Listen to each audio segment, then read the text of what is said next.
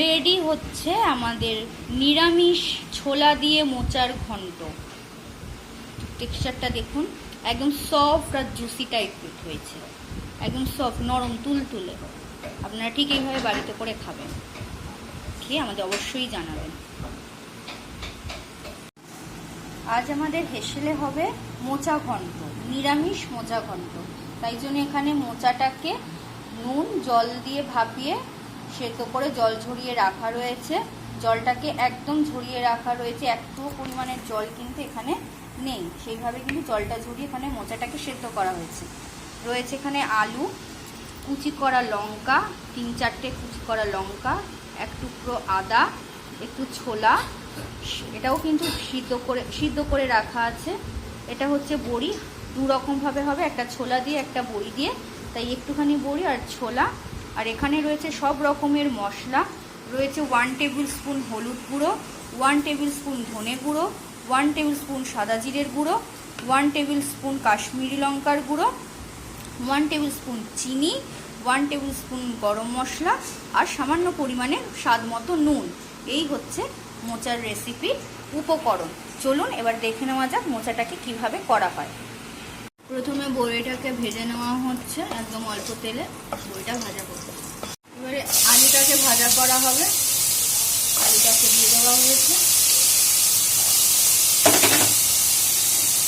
আলু যখন ভাজা হবে তখন দিয়ে দেবেন সামান্য একটু নুন, অল্প পরিমাণে সামান্য একটু নুন দিয়ে এবার আলুটাকে ভাজা করা হবে। আলুটা এরকম হালকা বাদামি হয়ে এলে পরে, হালকা বাদামি হয়ে গেলে এবার আমরা দিয়ে দেবো সামান্য গোটা জিরে, সামান্য দিয়ে দেবো গোটা জিরে আর একটা তেজপাতা দেওয়া হচ্ছে, তেজপাতাটা।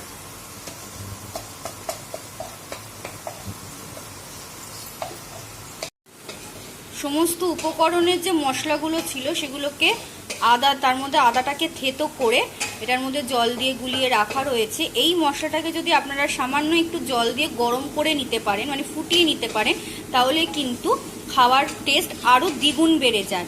আপনারা এই প্রসেসে করবেন, দেখবেন খাওয়ার টেস্টও হয়। মোচাটা দিয়ে দেওয়া হলো,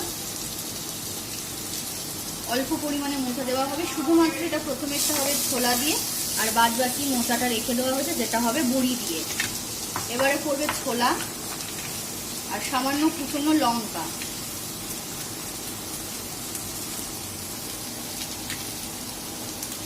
আর এই মশলাটাও যে গুলে রাখা যে মশলাটা ছিল ভেজানো গরম করে রাখা, সেটাও একটুখানি করে গেল। এবারে এটা কিছুক্ষণ কষানোর পরে ঢাকা দিয়ে রাখা হবে।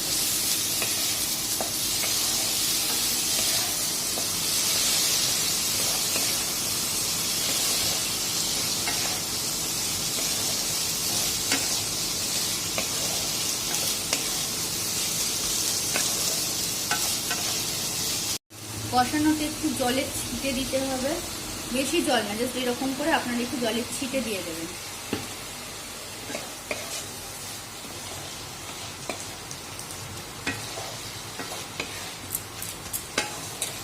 এবারে দেওয়া হবে একটু ঢাকাটা দিয়ে 10 মিনিটের মতো ঢাকাটা দিয়ে রাখবো।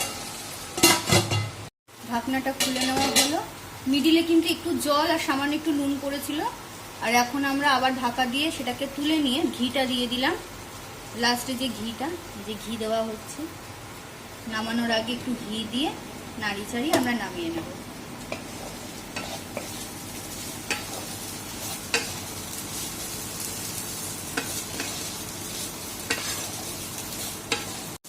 দেখতেই পাচ্ছেন মোচার টেক্সচারটা ঠিক কতটা সুন্দর এসছে। এইরকম ভাবে মোচাটা আপনারা করে খাবেন, অবশ্যই বাড়িতে ট্রাই করবেন নিরামিষ দিনে ছোলা দিয়ে। এখানে হচ্ছে বড়ি দিয়ে যে মোচাটা হবে সেইটা, আলু আর কাঁচা লঙ্কাটা পড়ে গেল, আবার এখানে পড়ে যাবে হচ্ছে মশলাটা ওখানে পড়ে যাবে। মশলাটাকে সামান্য একটু কষে গেলেই মোচাটা আর সামান্য পরিমাণে যতটুকু আমাদের লাগবে বড়ি আর একটু নুন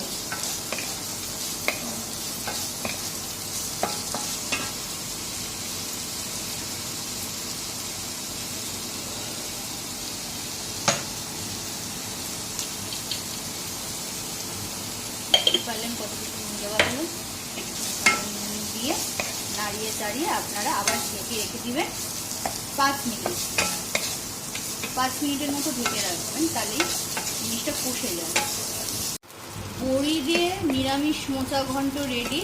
এবার আমরা এটাকে নামিয়ে নেব।